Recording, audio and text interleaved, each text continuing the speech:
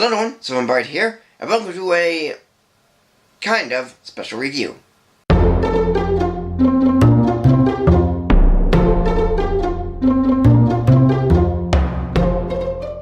Most of you know the Clone Wars TV series on Cartoon Network from 2008 to 2014.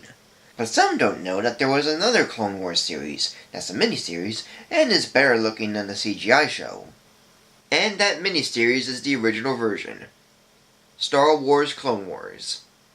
Now I have the 2 volumes of this series on DVD, and even though I'll go over them individually, I'll try to treat them together as a whole, because both volumes make the length of a Star Wars movie. Let's start with Volume 1, which contains Seasons 1 and 2, with 20 episodes each being 3 to 7 minutes long. The whole volume is about the battles and missions that happened during the war, including Yoda going out to save Luminara Unduli and Barriss Offee from being trapped in a temple on the planet Ilum, Mace Windu fighting clone droids as well as the Stomping Machine, and Obi-Wan Kenobi leading a clone army to attack a base on Mutalisk, as well as show Anakin Skywalker going after and finding Ashok Ventress who leads him to a trap. Now, seeing all the battles and missions during the Clone Wars is interesting, fun, and cool, and it makes sense to present it as a TV show. But most of the time, it's just non-stop action with an occasional break, and there's not much of a narrative except when Azja comes in. Yet it's all amazing to look at, and everything can be seen clearly. The animation, for a TV series, is colorful and wondrous, and sometimes big.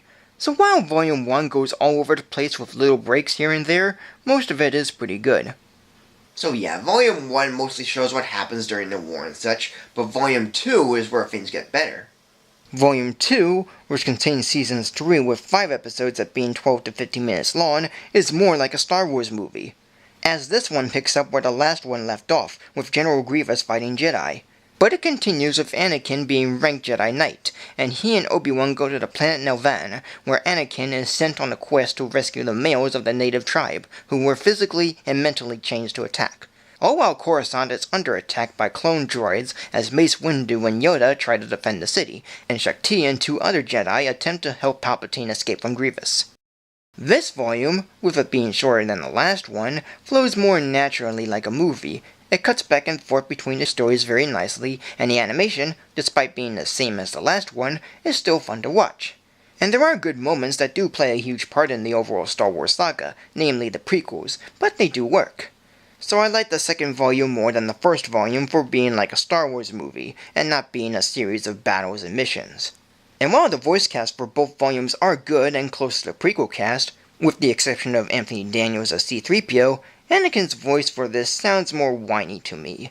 And if you think Hayden Christensen can be hard to listen at times, this one's a little more hard to get by based on what was given. And it's the biggest problem I have with the overall series. But everything else in the volumes are pretty fine. And the actors doing the voices are good and pretty close to the prequel cast. James Arnold Taylor voices Obi-Wan Kenobi, Tom Kane voices Yoda, Corey Burton voices Count Dooku, Grey DeLisle voices Padme Amidala, Shakti, and Azja Ventress, John DiMaggio voices General Grievous and Padawan, Terrence C. Carson voices Mace Windu, Nick Jameson voices Supreme Counselor Palpatine and Darth Sidious, Cree Summers voices Luminara Unduli, Tatiana Yasokovich voices Barriss Offee, Richard McGonnell voices General Grievous in Season 3, Fred Tatasciore voices Qui-Gon Jinn, and the voice for Anakin Skywalker is Matt Lucas. As a whole, this miniseries is fun. The characters are good, the story, or stories for that matter, are interesting, and the animation, for television, is enjoyable. Director Jenny Tartakovsky has done a very nice job of bridging episodes 2 and 3 in a good way that in some respects is better than the actual movies before and after. But while Volume 1 is more about battles that go on during the war, and has only a small plot going on, Volume 2 is more like a Star Wars movie, having a full narrative and focus on a couple of plot elements, and I like that volume more than the first one. But altogether, it's a fun experience with good humor, nice action, and wonderful visuals, and I enjoy a lot of it. So Volume 1 gets a rating of 3 stars, Volume 2 gets a rating of 3 stars, and altogether, both volumes get a rating of 3 stars. So thank you for joining me. Like, comment, subscribe, follow me on Facebook or Twitter, support me on Patreon for scheduling and sneak peeks, and tune in next week for a new video. Hello again. Yeah, it's time to review another movie I saw in theaters, and a decent one at best. So, here it is, and I hope you enjoy it. It's another review of a movie I saw in theaters, and it's a decent one. It's the sci-fi flick from the director of The Fifth Element, Valerian and the City of a Thousand Planets, based on the French comic series Valerian and Lorraine by Pierre Christian and Jean-Claude Mézeray. The story is of two government agents, Valerian and Lorraine, who are assigned to identify and stop a possible threat on Alpha, a city filled with a mixed bag of races and cultures all across the universe, and soon discover a plot that would end the civilization of an unknown species. And that's basically it. Director Luc Besson has done a fine job of bringing an obscure comic series to life, with good characters, a fine story, and amazing effects. But even if the story itself becomes complex at times and almost cliched, it doesn't bother me too much since everything else is good. And coming from the director of The Fifth Element, in which this film almost has a similar feel yet updated, it's not bad at all.